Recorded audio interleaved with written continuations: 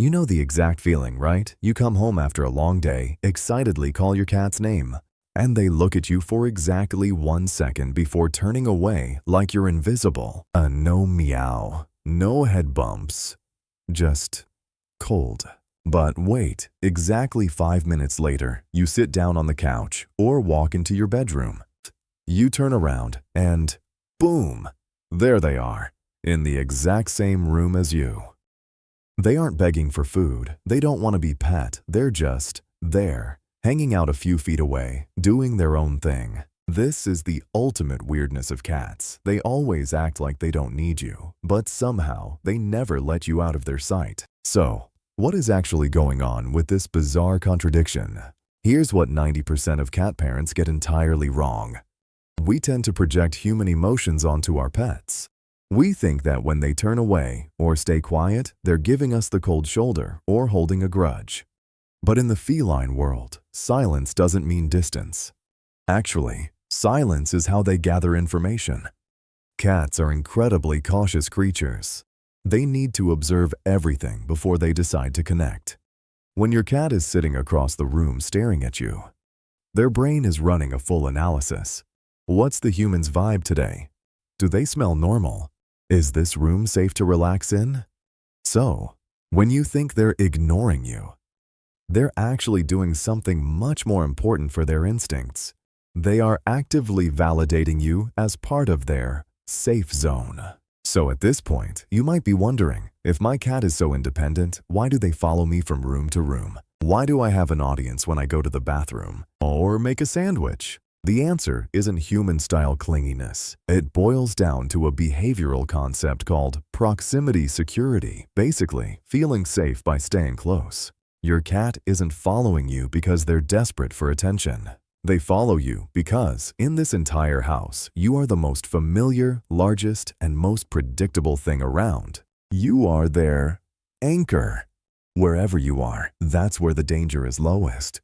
But here's the catch. They want to be near you, but they do not want to feel trapped. That's why they always keep that specific distance, usually around 3 to 6 feet. Not close enough for you to suddenly grab them, but not far enough to lose control of the situation. You are basically their invisible safety umbrella. If you're used to dogs, you're used to being greeted with a wagging tail, jumping, and licking.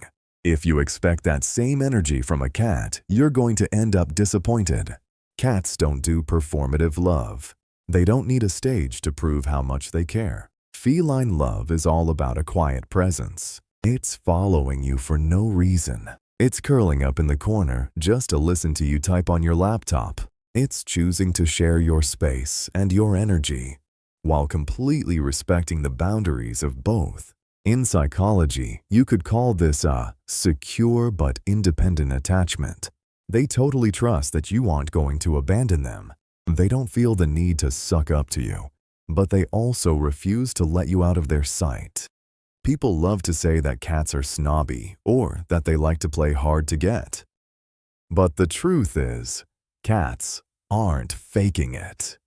They are just listening to a survival instinct that has been hardwired into their DNA for thousands of years. Even though they live in a cozy house with unlimited treats, they still have the brain of a solitary hunter. And in the wild, they are both predators and prey.